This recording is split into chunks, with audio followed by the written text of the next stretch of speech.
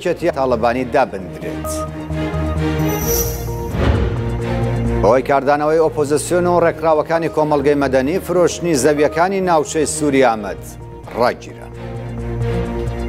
لا بڵتەنی هەواڵە تەندروستیەکانیشدا تیمێکی پزیشکی باکووری کوردستان بەهۆی بەفربارین و گیرانی ڕێگاکان 9 کاژێریان پێدەچێت بۆ گەیاندنی نەخۆشێکی 6 ساڵان بۆ نەخۆشخانە. سەرۆکی ناوەندی ئاماریێران دەڵێت 40% بێکاران لە ئێران دەرچووی زانکۆن و بۆ چارەسەری دۆخەکە پێشنیاز دەخاتە بەردەم کابینەکەی ڕوحانی.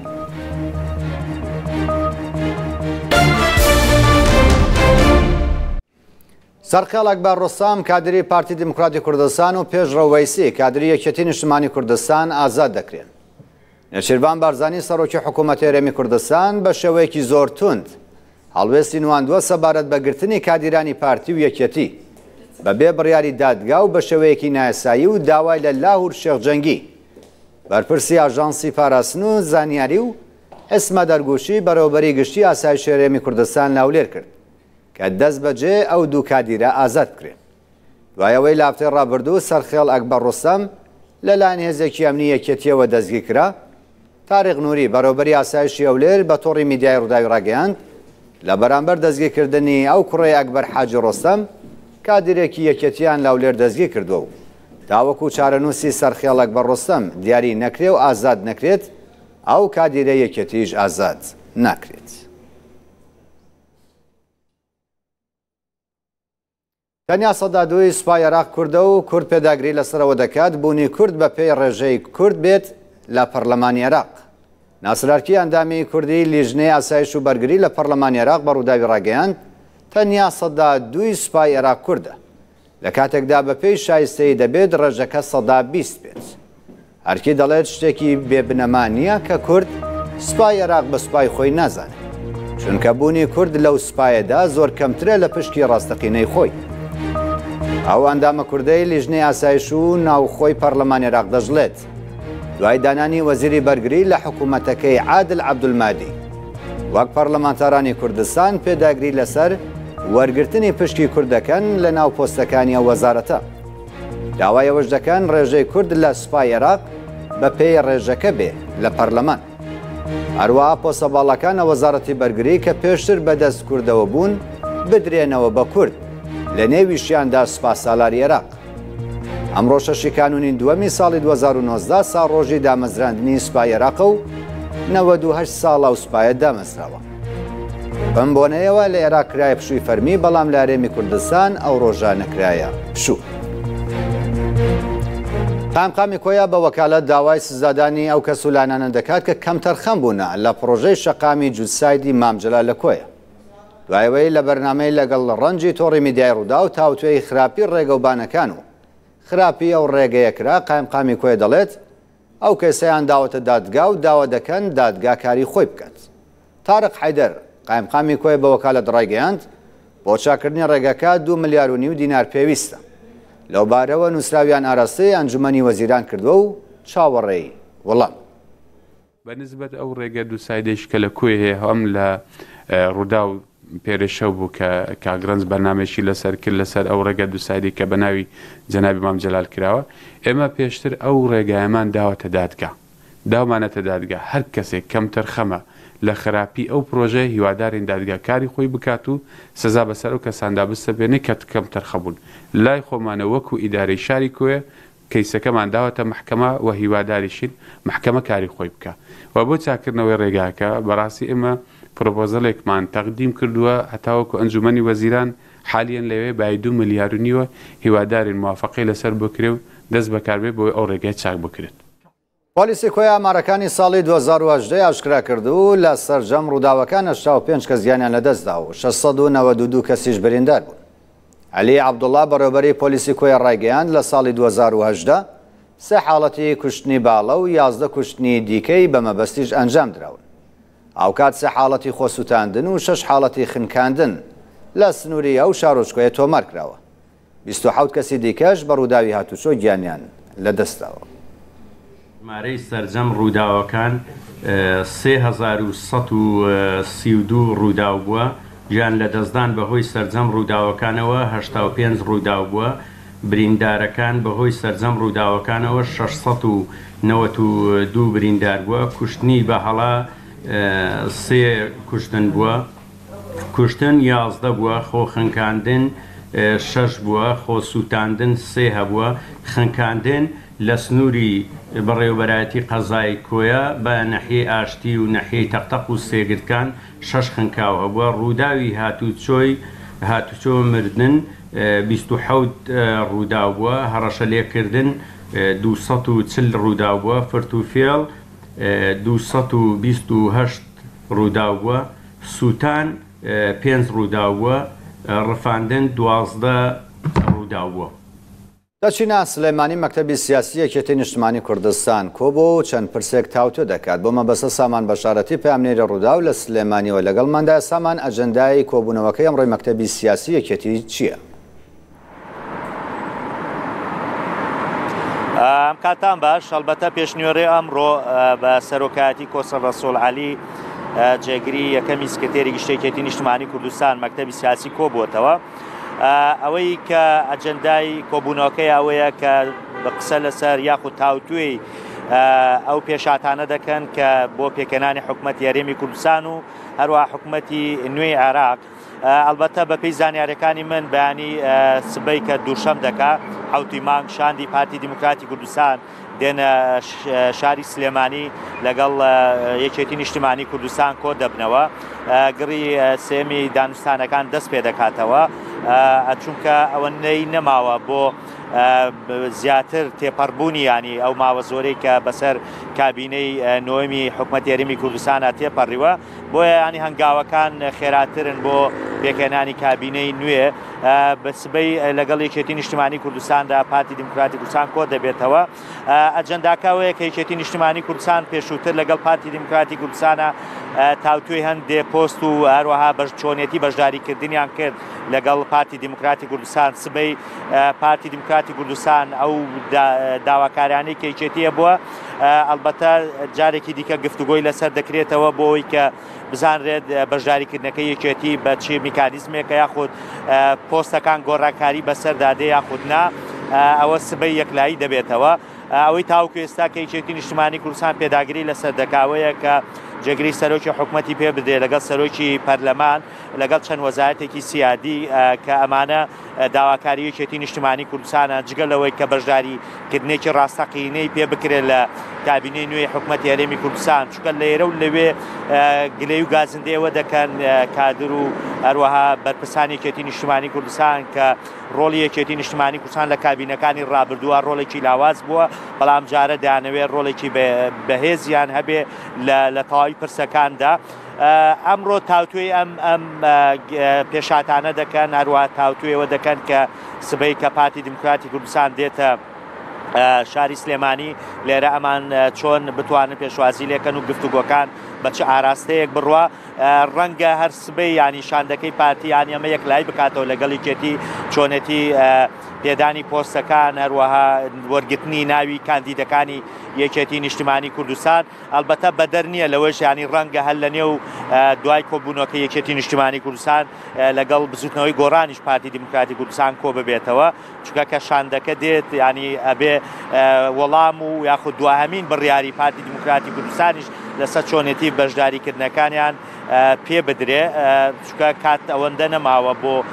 تەواوکردنی گەڕی دانوستانەکان دەبێت لەم ماوە کەمەی کەماوە بە زووترین کات کابینەی نوێی حکومەتی هەرێمی کوردستان پێک بهێنرێت. ئەمە ینی ئەجەندای کۆبوونەوەکەی یەکێتی نیشتیمانی کوردستانە. ڕەنگە لە ناو کۆبوونەوەکانەوەی کە زانیاریە دراوە بە من باس لە هەندێک کێشە و گرفتی ینی ناوێکێتی نیشتیمانی کوردستانیش بکرێت، ینی لە بەو پێی کە لەم ماوە بەهۆی گرتنی کادرێکی پارتی وەروە لە هەولێر گرتنی یەکێتی نیشتیمانی کوردستان تۆزێ ئاڵۆزی کەوتووەتە نێوان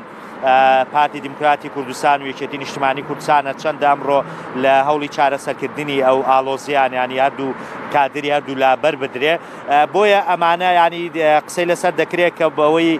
هەر بەرپرسێک بە ئارەزوو خۆڵ نەسێک کارێکی لەم شێوەکە دەبێت ئەم یەکێتی نیشتیمانی کوردستان کەسێک کە بڕیار دەدا یاخود ئەوەی کە ئەم جۆرە کارانەیەکە لەسەر یەکێتی نیشتیمانی کوردستان دروست خراپ دەشکێتەوە دواتر ئالۆزیش دەکەوێتە نێوان پارتی دیموکراتی کوردستان و یەکێتی نیشتیمانی کوردستان ئەمانە کۆمەڵێک گفتوگۆن ڕەنگە سبێنێژ هەر لە نێو شاندەکەی پارتی دیموکراتی کوردستان و یەکێتی نیشتیمانی کوردستان تاوتۆ بکرێ و گفتوگۆی لەسەرکرێ کە بۆ ئەوەی نەتوانرێت جارێکە جۆرە کارانە دووبارە بێتەوە بۆی ئالۆزی دروست نەبێ ئەمە ئەجەندای کۆبوونەکەی ئەمڕۆی یەکێتی نیشتیمانی کوردستانە کە لە مەکتەبی سیاسی یەکێتی نیشتیمانی کوردستان لە شاری سلێمانی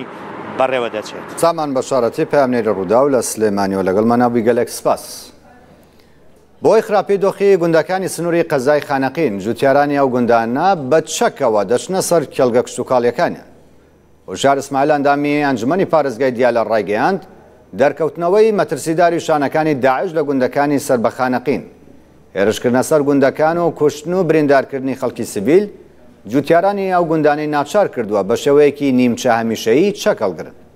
بە تایبەتی کاتێک دەچنە نێو کێڵگە کشتتوکاڵیەکانیان. هەروە دەڵێت بۆی خراپی باری ئەمنی چەکەڵگرتن بووەتە دیاردەیەک و ئێستا هەشتا گوندی سەر بە قەزای خانەقینی گرتووەتەوە.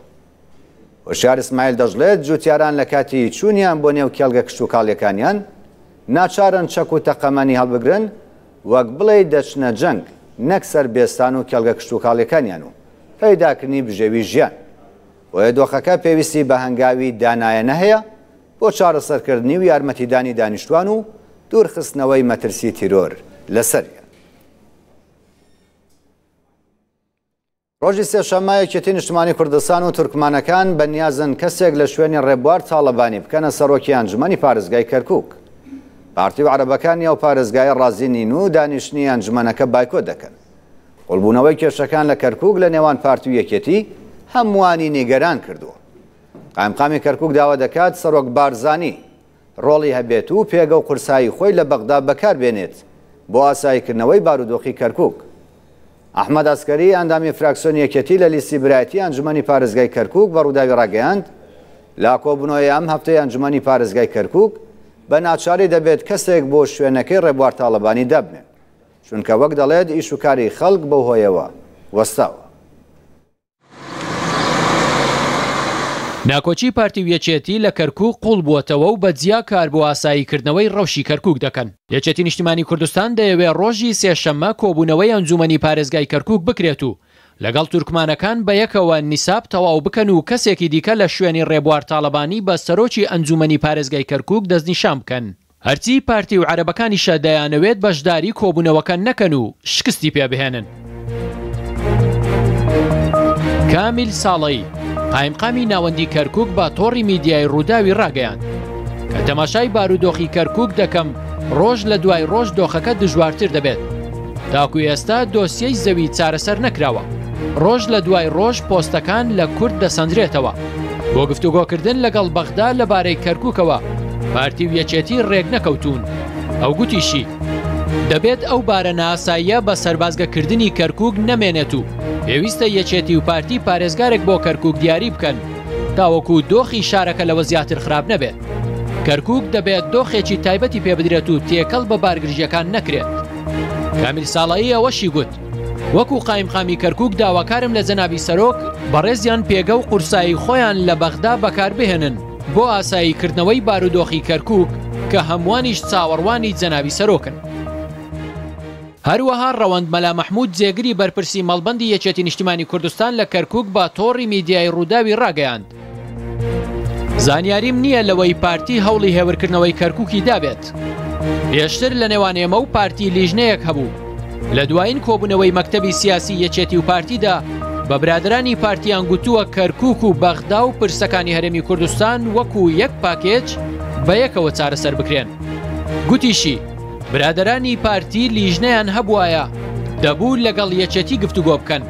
چونکە هەر شەش پەرلەمانتارەکەی کەرکووک هی یەکێتی نیشتیمانی کوردستانە. پێشمان خۆشە ئەگەر پارتی بگاتە قەناعەت بە یەکەوە هەوڵی چارەسەرکردنی دۆخی کەرکووک بدەین.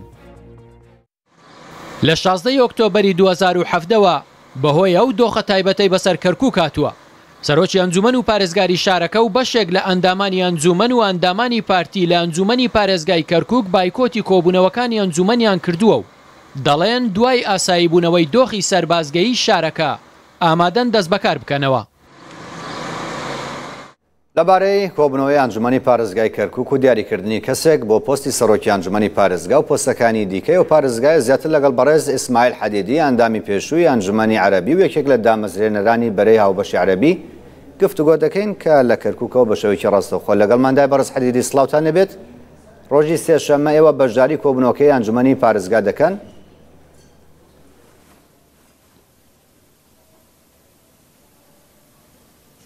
صباح الخير. أو كاتتان باش. يعني هناك توجه أرستيك هي لأعضاء المجلس بو أنداماني أنجماني بارزقالا جروبكاني عربي وتركماني وبشكل كوملي براتي كوبنوي كراوشكاري بر لو بريارة ياخذ بر لو كوبنوي أنزام دراب هوي كدبيت أنجماني بارزقا كارا بكريتوا لاريجي أنزام داني كوبنوا وكاركاني خوان أنزام بدن أركو بربرسيارتي كاني خوان أنزام بدن چونكا أما باكي كوتوا زياتر لصالي كوسي مانغا أم أنزمنا باكي كوتوا همو ئاراستەکان ئەوەیە کە درێژە بەکارەکان بدرێت و ئەنجومەنە کارا بکرێتەوە ناکرێت بەم شێوەیە پەککەوتە بکرێت و ئیفلیس کراویەوە ببینێتەوە و زیان دەگەێنێت بە شاری کەرکووک ئەگەر کۆبنەوەکان ڕانبۆستێت بەم شێوە ناکرێت هیچ ڕۆلێکی نابێت بۆیە دەبێت ڕۆلێکی زۆر باشی هەبێت لەم قۆناغا هەستیارە و وا دەکات کە کێشەی زیاتر دروست بکرێتەوە. هەندێک لە ئەندامان کە لە کەرکووک نین یەکێکە لە هۆکارەکانی کە ئەنجومەنی پارێزگای کەرکووک بەچی کەوتووە. ئێمە هیوا دەخوازین و دەشمانەوێت داوامان کرد و زەختیشمان کرد و داواش دەکەینەوە بەکارەکردنی ئەنجومەنی پارێزگا بە ئەوەی کە ڕۆڵە ڕاستەقینەکەی خۆی بژێڕێت و ڕێکارەکان بگیرێتە بەر و پرسە چارە نووسسازەکانیش بگیرێتە بەر و لە هەمان کاتیشدا بۆ ئەوی کە بۆشایی ئیداری و کارژێریەکان و سیاسیەکان لە پارێزگا لە ئەنجومەنی پارێزگا کارا بکاتەوە و لە هەمان کاتیشدا ئەم ئەنجومەنە ناتوانێت شتێک بکات بەبێ ئەوەی کە گەنیسابێکی تەواو هەبێت و بتوانرێت ئەو ئەنجومەنە کارا بکرێتەوە. کەواتەوە لە کۆبوونەوەکەی ڕۆژی سێشەممە بەشداری دەکەن.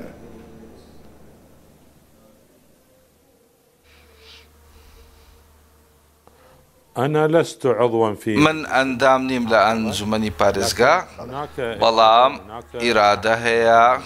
بلي إرادة هي وآراستش هي وڕێککەوتنیش هەیە بەستم ئەندامانی عەرەبی ڕێککۆبوونەوەی ڕاوێژکاریش هەبووە لەم چوارچێوەیە بۆ ئەوەی کە گڕوپی تورکمانەکان و عەرەبی و کوردیش لە لیستی برایەتی بۆ ئەوەی کە بەشداری بکەن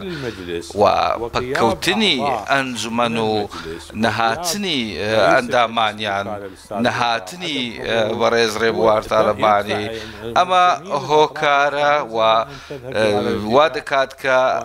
ئەنجومەن بڕیارێکی لەم شێوەیە بدات ناکرێت بەم شێوەیە ئەنجومەنەکە ببینێتەوە و پەکچی بکرێت و ئیفلیس بکرێت بەم شێوەیە نابێ بێدەسەڵات بهێنرێتەوە ئەمە ناکرێت بەم شێوە بێت بەڕاستی. زۆر باشە من مەبەستم ئەندامانی عەرەبی ئەنجومەنی پارێزگای کەرکووک ئێمە تێدەگەین بە هۆکارەکان چین. ئەگەر ڕێژەی یاسایی ئەندامان بۆ کۆبوونەوە تەواو بوو بەرنامەی دانیشتنەکەت چییە؟ ئایا ڕێکەوتون لەسەر ئەوەی کە کێ ببێتە سەرۆکی ئەنجومەن و کێ ببێتە پارێزگار؟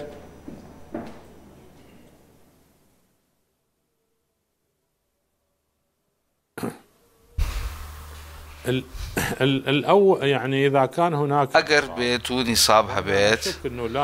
ورجع يساي هبيت ومن بيموانية كنصاب كش بكريت لراسي دا أجر نصاب كبيك هات ريكارد جيريت بر بو دست نشان كردني كسيك بشيوي وكالة كأنجمني پارێزگا بە وەکالەت بەڕێوەبات واتە ببێتە شوێنگرەوەی بە ڕێز ڕێبوار تاالبانی هەروەها داواکاریش دەبێت بۆ وەلادانی بەڕێزیان وە کەسێکیشیان هەیە ڕێککەوتون لەسەری کێیە ئەو کەسەی ئەگەری بە زانیاریتان کە ببێتە شوێنگرەوەی بەڕێز تاالبانی و بتوانێت ڕێکارەکان لەم قۆناغەدا جێبەجێ بکات. نعم المعلومات المتوفرة ئەوەی کە زانیاریم لەلایە نیساب تەواو نابێت بەڵام من الأخوة الغير موجودين ئەو هاوڕێیانەی کە بەشداریان نەکردو لە کۆبوونەوەکان و بەشداریش ناکەن ناتوانن نیساوەکان بکەن هەرجا لە کورد بێت عەرەب بێت یاخود لە تورکمانەکان بێت دەبێ ئەوان ئامادە بن بۆ ئەوەی کە ئەنجومەنی پارێزگا کارا بکرێتەوە بۆ ئەوەی کە ئەنجومەن بتوانێت کارەکانی خۆی بەڕێوە بات کۆبوونەوەکانی خۆی ئەنجام بدات و لە هەمان کاتیشدا نیسابەکان پێک بهێنن و لەوانەشە ئاڕاستەیەک هەبێت بۆ دیاریکردنی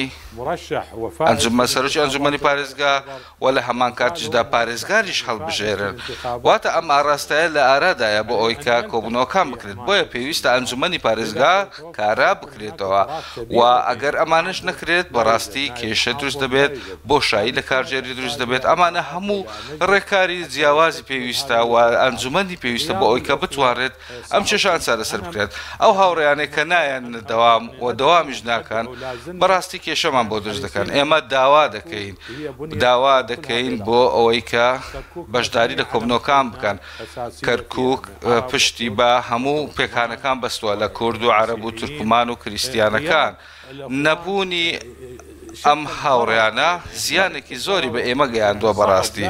و دۆخەکەی بەڕست حەدیدی لەبارەی دانیشتنەکەی ڕۆژی سێشەممە ئایا هیچ گفتوگۆیەکان لەگەڵ پارتی و یەکێتی کردووە نەکردووە کێشەکان نێوان هەولێر و بەغدا و چەندی پرسی دیکەش هەیە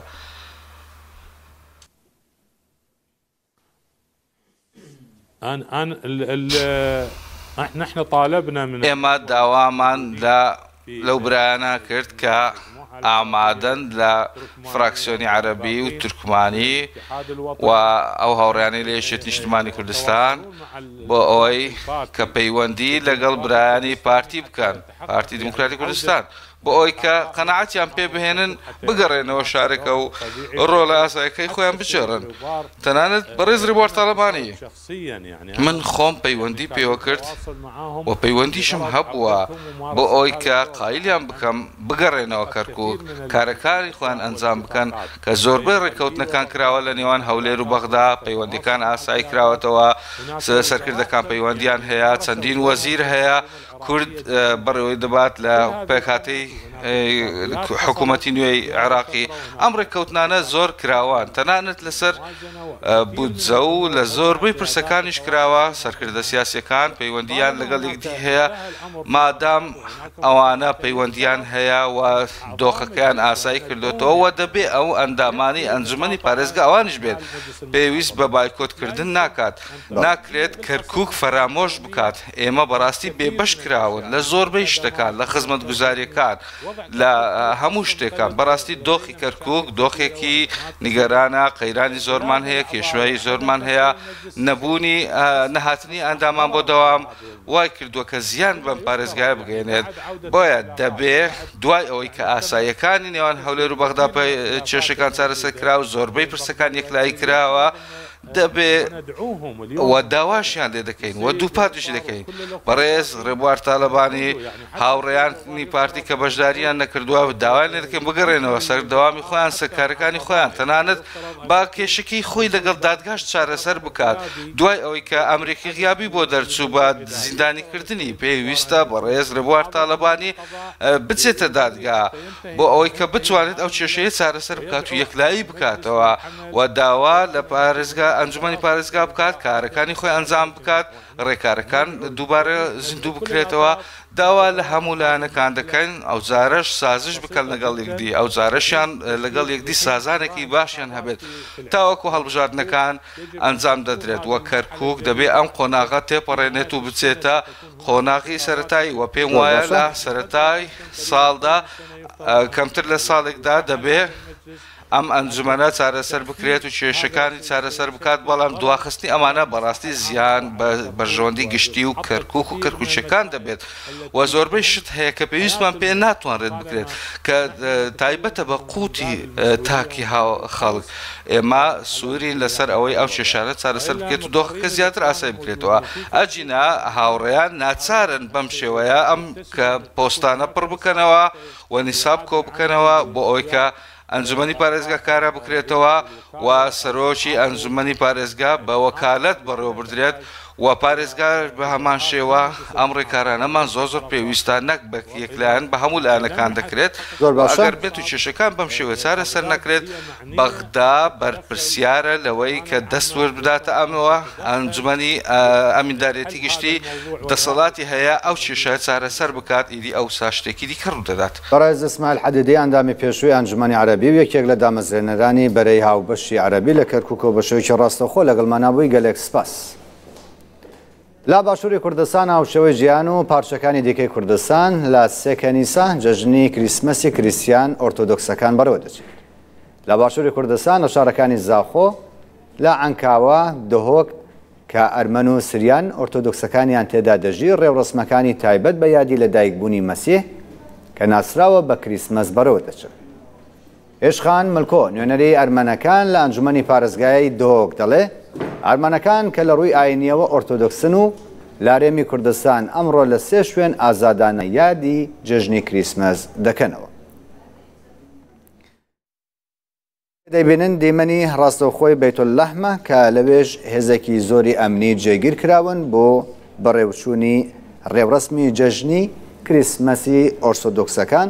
وارووا بۆ پاراستنی ئەو کەسانەی کە ئەمڕۆ لەو جەژنەدا بەشداری دەکەن.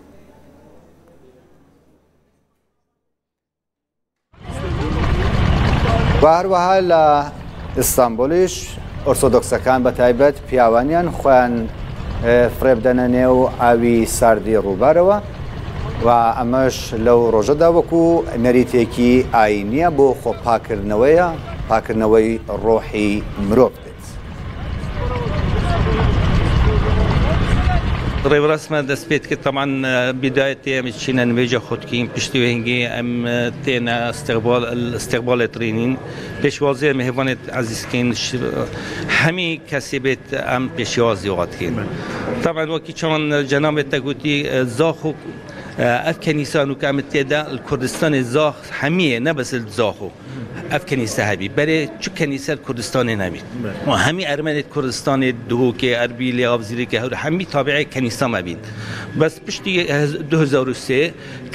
کەنیسە لە ئاوزیرۆکێ و دهۆکێ نوکەی لە ئەربی لێژی ئاواتکن هەر ئێکێ دێ استقلاڵە هەر تایبەت بە بەڕێوچوونی جەژنی کریسمەسی ئۆرتۆدۆکسەکان ڕەنگین شەڕۆ لا کەنیسەیەکی ئەنکاوە لاولێر لەگەڵماندای ڕەنگین ڕێوڕسمەکە تاوەکو ئێستا چۆن بەرەوە دەچێت و کێ تێیدا بەشدارە. بله فؤاد دمباش ام الكنيسة ام النور يا سريان ارثوذكس ايرو لباشور كردستان يانجي الهولري تاني ارمن ارثوذكس في جشن بريفد بنجبركو برانيا سريان ارثوذكس في جشن الجل